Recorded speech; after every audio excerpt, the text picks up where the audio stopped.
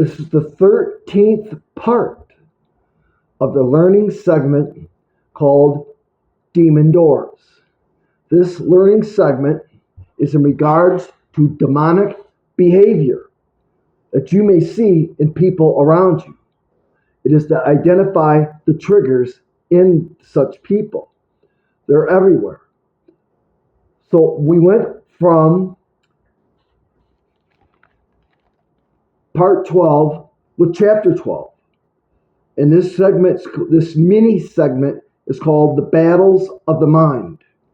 And we touched base with chapter 12 with a reprobate mind. Now we're going to go to our next chapter.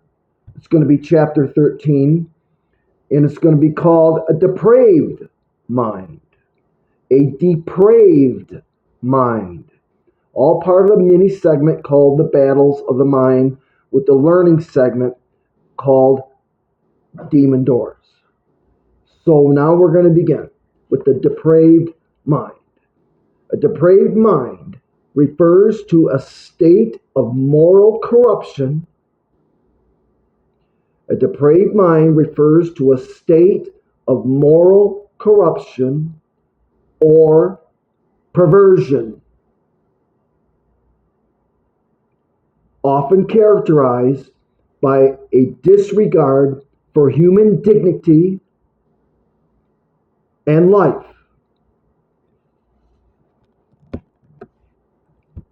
and a tendency towards extreme cruelty.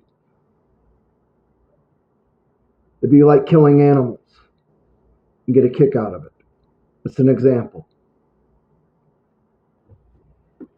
It suggests that a mindset that has lost the ability to make sound moral judgments and is inclined towards immoral or wicked behavior. I'll read the whole lines again.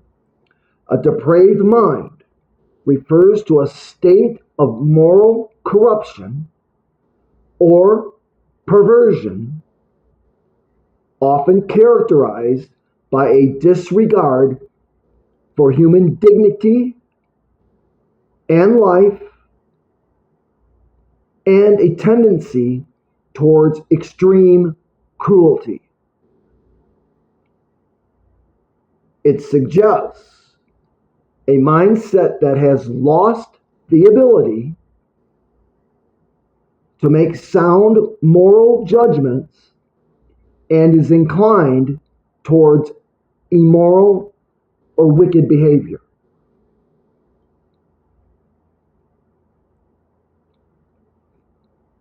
This is titled in chapter 13, Detailed Explanation.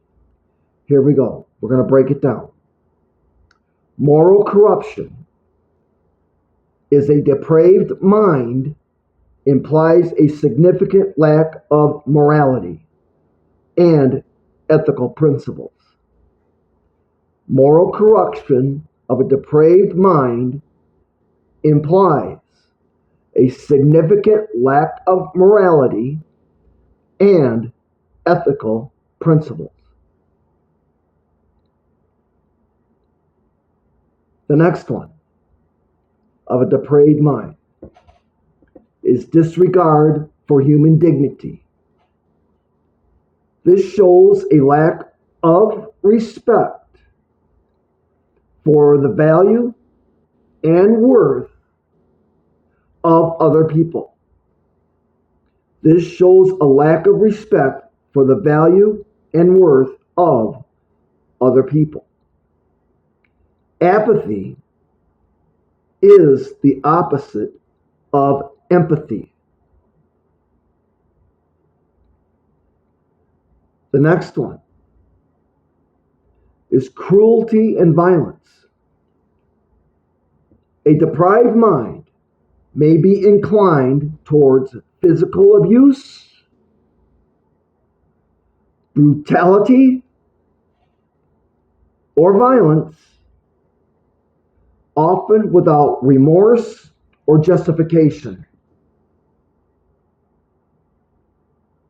pure evil. The next one, in regards to a depraved mind, is lack of moral judgment. Lack of moral judgment. Incapable of discerning between right and wrong, not able to, or may actively embrace immoral actions.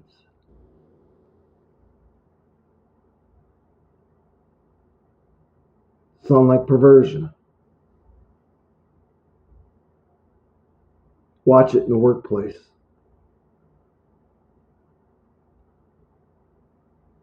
The next one, regarding a depraved mind, is legal context. In legal settings, the term is used to describe a state of mind that demonstrates a severe disregard for human life, often in the context of murder or other violent crimes. Robbing a bank is a depraved mind. A grave risk of death to oneself under circumstances showing a disregard for life. Sounds to me like you're going to go down shooting.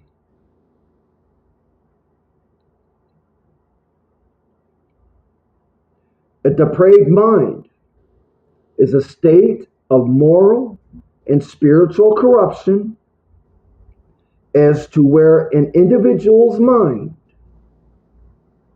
has become so distorted by rejecting God's truth that it can no longer discern from right or wrong. I'll read it again. A depraved mind is a state of moral and spiritual corruption as to where an individual's mind has become so distorted by rejecting God's truth that it can no longer discern, tell the difference from right or wrong.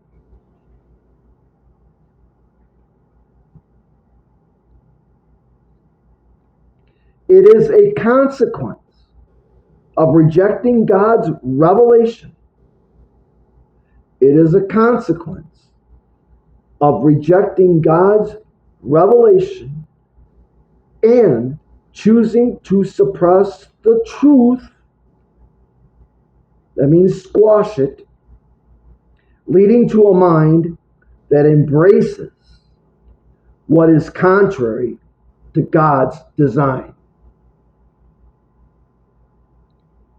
Do you know what that means?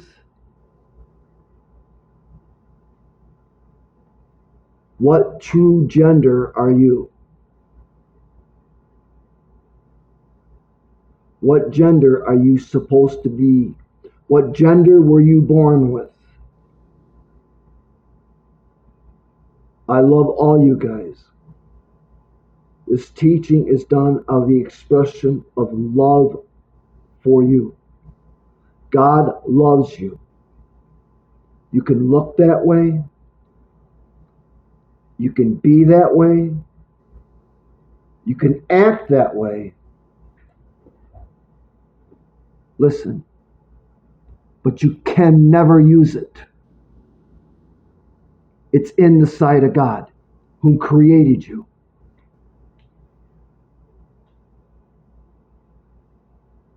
God sees the real you. In the gay and lesbian community, when you look yourself in the mirror, you're looking at the spirit of rejection. That's not you. It's a false life coach. It's a killer. The spirit of rejection dwells in the gay and lesbian community so you can be accepted. I worked at McDonald's with a girl that was 15 years old. I don't know how she got in there because in the state of Arizona, you got to be 16 to work. But she was 15 years old. I don't know how she got in, but I found out maybe why.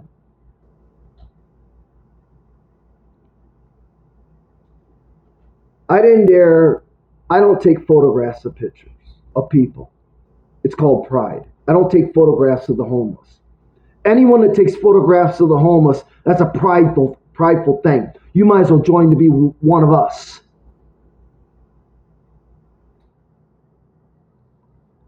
This 15-year-old girl, being only 15 years old, she ran the drive-through window. She looked scary. When I first laid eyes on her, I threw a rod. I warned the rest of the crew, stay away from this one. I was judging, and that was wrong. She had a heart of gold. She feared me because of what's inside me. She looked fully 100% satanic. And the reason why she looked satanic in this day and age, being 15 years old, so she could be accepted by society, by respect, by her looks. 15 years old, running a drive-through window at McDonald's. Some of those customers, I don't know what they would have thought, but, I put my arm around her. I even bought her a Bible and put her name on the cover in gold. I hope she still has the Bible. It was all about looks. I found out. I dug into her. It's all about the look. She had piercings in her face, one here, and other places in her face. I said, you're 15 years old. You're not old enough to get piercings or tattoos. When I sat down with her in the lobby at McDonald's, we had a talk. I asked her, you're not old enough to get piercings or tattoos. Who did this to you on your face? You know what her reply was? She did it herself.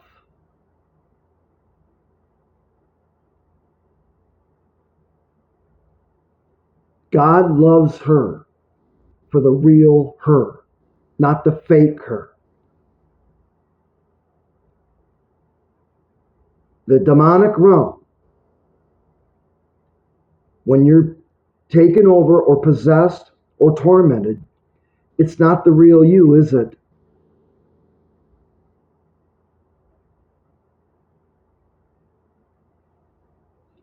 She's on my phone list ministry. I'm so happy. She hasn't cut me off yet. God's got plans for her. You'd be amazed what God can do. This is referring back to the gate now, is it? You can't hate or dislike anybody in this world, because what happens when you go to heaven, if you do, and Peter opens up that gate and that person you despise is on the other side of the gate in heaven already before you get there? What are you going to do? 15-year-old girl was so desperate to fit into society, to be accepted by society, she pierced her own face.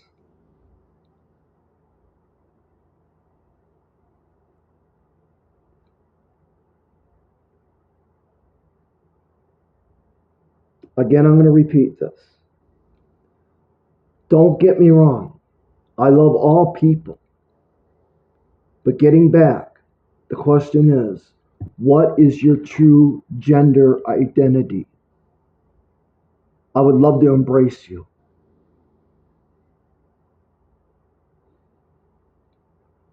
Because you need it.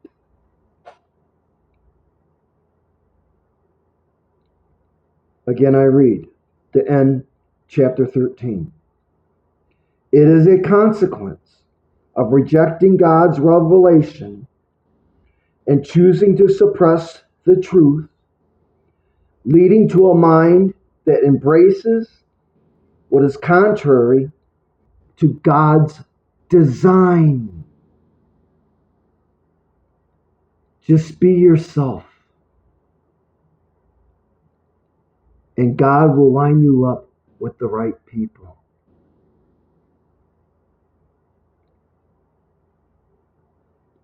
In the sisterhood that I had, a page in my life that I gave up for Jesus, along with everything else I threw in the dumpster.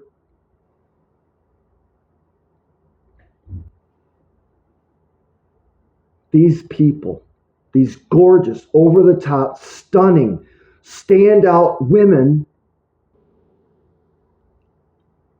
I have a shy heart to this day. They all came to me. They all walked up to me. You want to know why?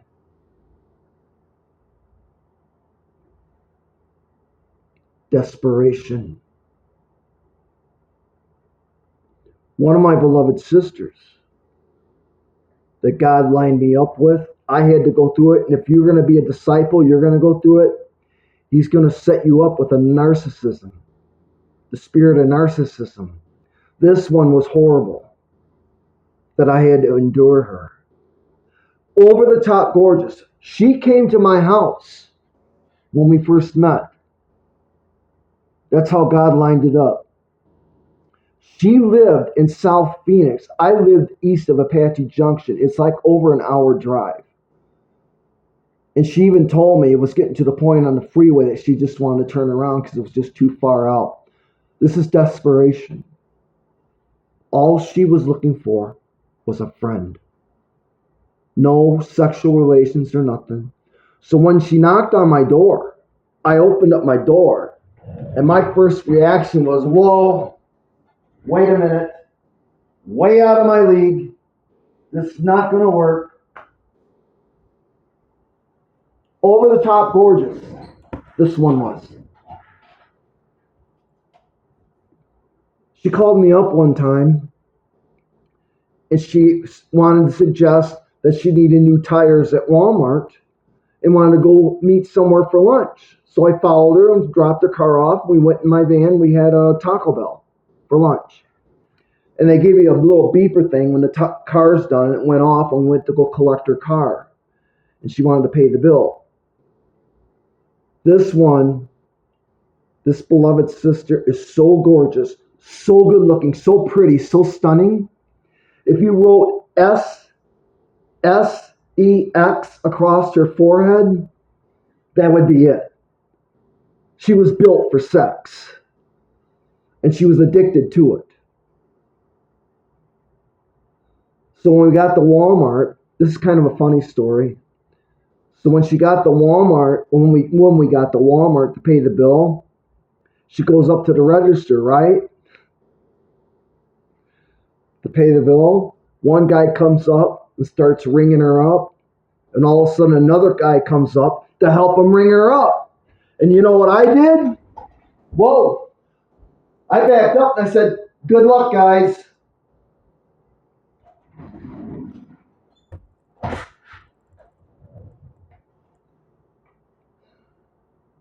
Don't judge a book by its cover if you go out. Good luck, guys. You'll never get it. So when we were hanging out together, we fought like crazy, like cats and dogs. I'm trying to change this narcissist, and I couldn't break it. God set me up to go through that, to put me through the fire, to refine me. Everything was my fault. I couldn't move a left foot or a right foot without being wrong in her house. I endured it. There was one time she bought me a ton of dress shirts because what she did, she owned a cleaning business. She cleaned out mansions in Scottsdale, Arizona, millionaire homes. And some dude or whatever was throwing out all these dress shirts. She gave them to me.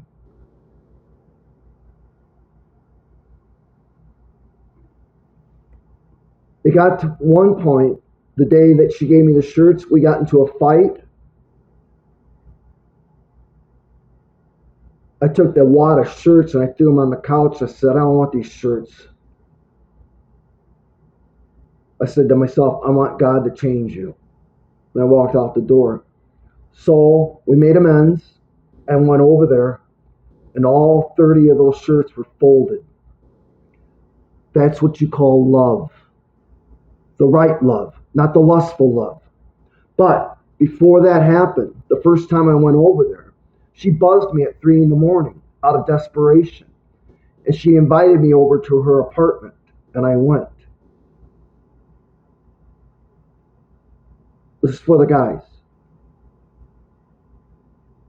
And when I walked into her apartment, she was wearing a very, very skimpy nightgown where it was just covering the edge of her crotch, all leg. And she stood there stunned and couldn't believe I was there. I was on a rescue mission. So we hung out, and it got to the point where I was getting so tired. This is over the top gorgeous. This is confidence. I was getting so tired the first time I went over there. I said, I want to go home. There was no way in hell I was going to touch it. I want to go home. This is before she came into the sisterhood. I kept saying, I want to go home. And every time I said, I want to go home, you know what she said? You can't.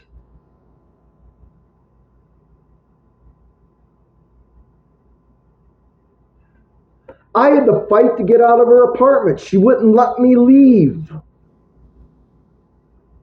And the last resort that she pulled, being that nightgown, being so short, guys, when she was sitting on the couch, I was going out the door. And I forgot my last words before I went out the door, but I had my hand on the door handle. Her pee-pee was fully exposed, sitting on the couch, spread open, on purpose for me to see that so I could change my mind.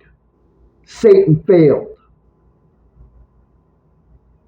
You guys out there must reveal and display with the same mindset. Do not touch. I went out the door.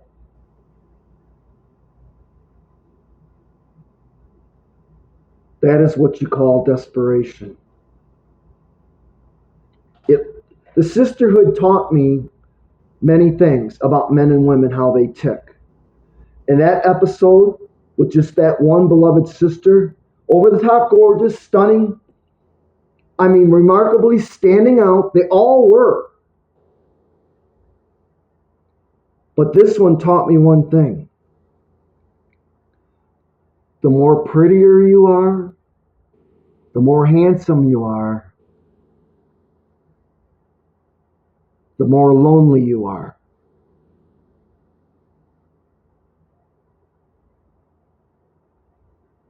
The more desperate you get just to have a friend. With the sisterhood, with these stunners, these good-looking women that I call people, we hardly went out. This one, when I went over there, the skimpy nightgown one that I just talked about, we never went out. The sisterhood, I treated as a rescue mission. When these men were breaking down their front door, they always let me in their back door. They trusted me. If you guys, especially the guys, want a loving, trusting and reliable relationship with the opposite sex that will last for decades, because some of these guys are still around. I hope and pray. They're on my phone list still. They haven't cut me off. Never, ever touch it.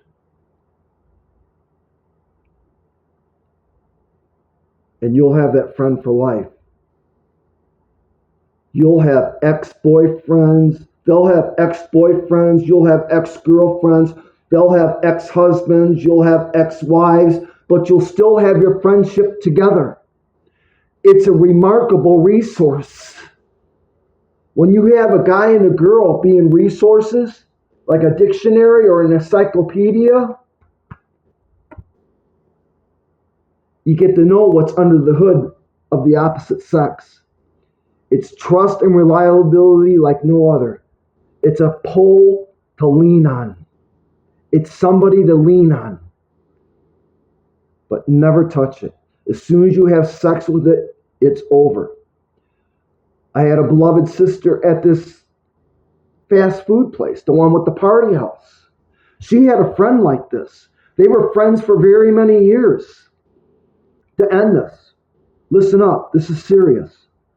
I am used as a witness. So now, as a witness, I'm going to report this to you, mainly the guys and the girls. This beloved sister, this other one, that she was a manager of mine. She could have fired me in this fast food place. She had a friend of hers that was a buddy. They never fooled around. Sort of like what I had in my life. Never fooled around. This sister had a huge breakup with a boyfriend that devastated her. Another desperation of loneliness. The more good looking you are and the more handsome you are, the more you fear rejection. The spirit of rejection wants to put his arm around you. So she broke up with this boyfriend. She couldn't even do her job. So she went to this friend that she was a buddy with, just friends. And they fooled around. She even told me in the office she's counting the money at the close of the restaurant one day. She probably looked at me counting the money. I gave him a little bit.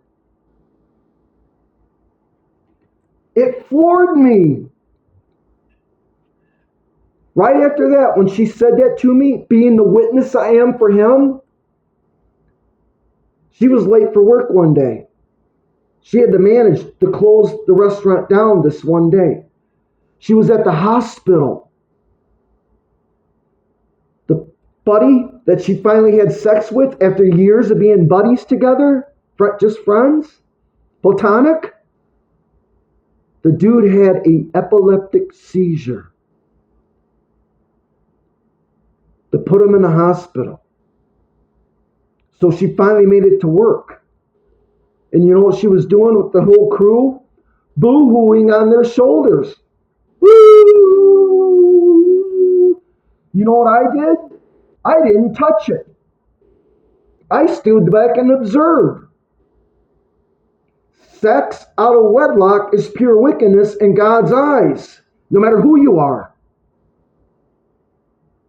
Guys and girls alike, pay attention. Never touch it, and you will have that friend for life. It's called trust, reliability, and resource. You need these in your life. I love all you guys. Hang in there with this teaching. This is a learning segment called Demon Doors, how demons get in. We're talking about the battle of the mind, the battles of the mind. We just finished Deprived Mind, and we talked about Reprobate Mind. The next chapter, chapter 14, we're going to talk about the biggest one that Paul wrote in the book of Romans, chapter 1, all about the debased mind. stand by for chapter 14. I love you guys.